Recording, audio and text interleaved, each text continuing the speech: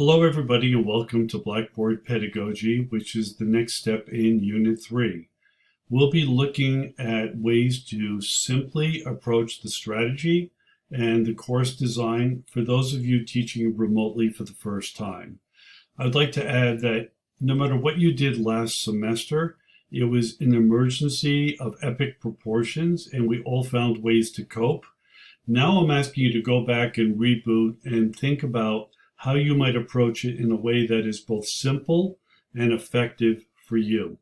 Unless you've been using Blackboard and a lot of tools along the way, I strongly urge you to set aside for a while at least the use of tools like Padlet, VoiceThread, or other video-based or game-like toys of technology that students often are engaged in. And also to keep in mind that the students have 5 other classes, and if everybody is basically using the same tools, it can be a little repetitive for the students. Resources associated with the assignment will be found in this resources page. This presentation is downloadable in Blackboard, and these links will be live that take you to the Teaching Remotely site, the CET event recordings, and recordings of live synchronous workshops. So if we take a look before tools, we want to talk strategy. Now, although I am an instructional designer, I'm a technologist, I worked in the industries related to communications and media for many years. I actually use less technology in my classes than most of the faculty who I work with and assist. So I'm going to suggest to you that you keep an open mind about keeping it simple. And we start with the vision. The first thing to do is take out that syllabus and take another look at the course description. That really is the source of your vision. What does this course hope to cover and achieve? So the vision comes from the course description. The goals are largely defined by the learning outcomes. These two aspects of the syllabus need to be taken very seriously before you move on to what your plans are and what actions you might take. Now, planning is the sequence and the organization of your assignments, thinking strategically about what are the best ways to get the most out of the work. Rather than giving students a lot of busy work, try to get them to go deeper and richer in their experiences. Now, every course is different and every professor is different. My guidance here is meant to be interpreted by you as it best relates to your skills, your knowledge, and to the course design itself. So once you have plans in place, which is what we're talking about here, action is the actual deployment of the course, assignment by assignment, lecture, planning, feedback, grading. These are all actions that relate to what should be a successful course in and of itself. Now, success is not just defined by student happiness.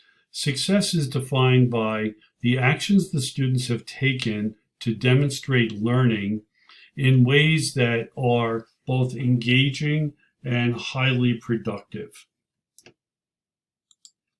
So let's start with 2 tools.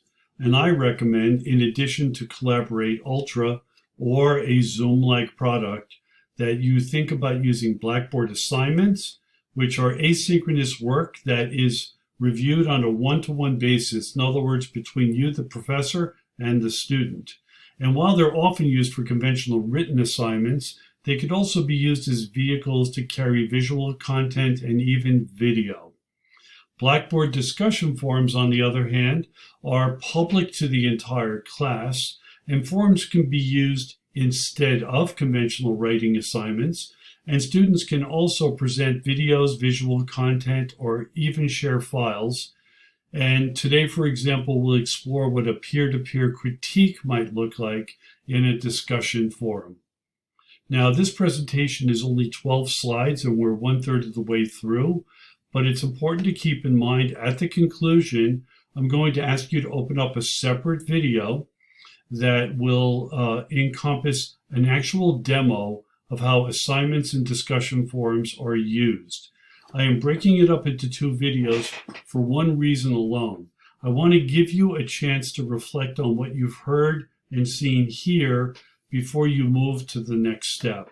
And then that demo video can be used as a guide to help you step by step through the process. However, in Blackboard, in addition to the presentations and the video, I have also made available to you links to instructional tutorial material in support of what we're doing. Some people don't like video.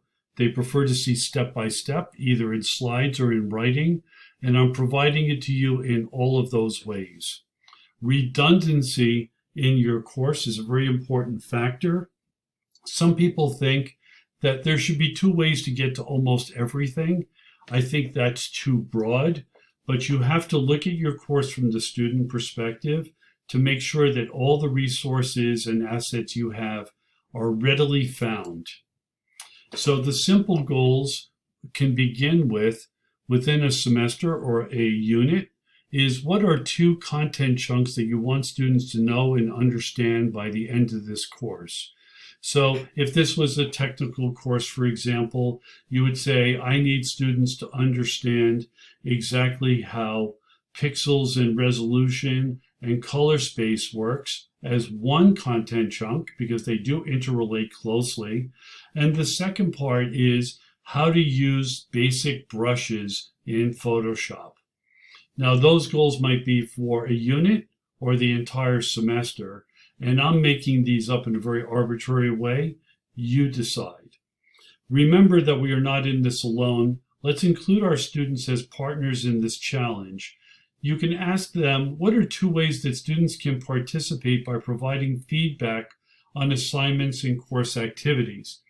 So you all are familiar, I'm sure, with when you give an assignment, sometimes the result you get is not what you expected. Sometimes it's more than you hoped for, but oftentimes it's less than you hoped for. By asking the students to give feedback on how the assignment worked for them can be extremely useful, and it demonstrates to the students that you are interested in their perspective. You're not asking them if they like it. You're asking them if this experience is in fact getting them to the point you wanted that assignment to reach. And you will be very surprised and impressed by some of the feedback you'll get. I would not recommend doing it every week on every assignment, but if you see an assignment that does not yield the desired results, that's a great conversation to have. Consider their perspective when it comes to their experience in the world. The pandemic was unexpected for all parties.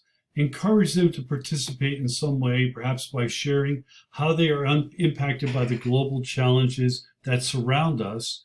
And it is more than enough that you are responsible for the outcomes. Involving the students connects them with you and the course. So don't just be like a train on a track that doesn't look at the human factor. Ask yourself, in what ways might you include the student perspective of the world as part of an assignment? And you certainly can connect that very directly to the course objectives, whether it be a marketing course, a design course, a fine arts course, or a technology-based courses.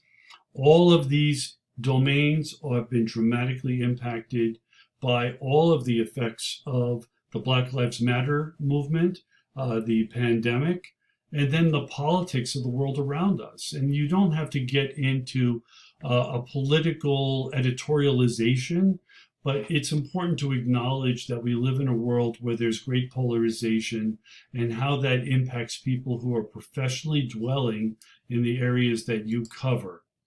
So we're dealing with the whole student. So let's find those teachable moments that help students to understand how our fields are affected. And you can ask them, what are 2 ways you can link your coursework to the current events that relate to COVID-19 or Black Lives Matter? And you can also ask them, what are 2 things you want to stress? Or you may want to ask them, you may want to stress to them about keeping themselves and others healthy during this pandemic. I think it's also worth mentioning that students need to understand they're not just protecting themselves, they're protecting each other and also you, frankly. So it just really bears witness in so many different facets of what we're teaching. I think to make believe we're just covering dry content as if the world around us doesn't matter can isolate the students and make them feel disconnected with what they're doing, as opposed to what preys on their mind. So I would like you to consider planning in no more than 2-week increments. So think about what you want to do the first 2 weeks, the second 2 weeks, the third 2 weeks, and then maybe in the mid-semester, ask the students how the semester is going for them as a whole. I also want to encourage you not to overburden the students. Remember, first of all, that they have 5 other classes that they're taking besides yours. Everybody is most likely going to be working remotely. So think in twos with regard to what your assignments are. Think in twos in terms of what your strategies are. And you and the students are always the priority to keep in mind. I mentioned that students have 5 other courses online. I think it's also important to remember that you need to interact and assess these students meaningfully.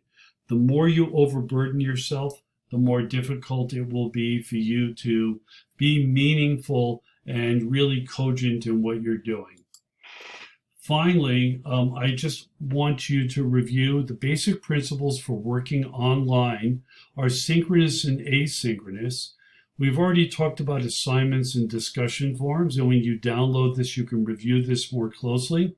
But also consider what you can do live in your classroom to interact with your students. In Collaborate, it can be with the whole class or in small groups. And in Google Meet, you can set up one-to-one sessions, all very important. So with that, I'm going to ask you to close this video and to move on to the next step. Please consider the questions that I've put forth, and I look forward to hearing from you if the time comes when you'd like to work on a one-to-one basis with myself, or it might be somebody in the Office of Online Learning like Jose Diaz. He and I collaborate very closely as well and share many of the values put forward in this assignment. In this remote learning unit. So I look forward to hearing from you, and I'll see you in the demo. Thank you.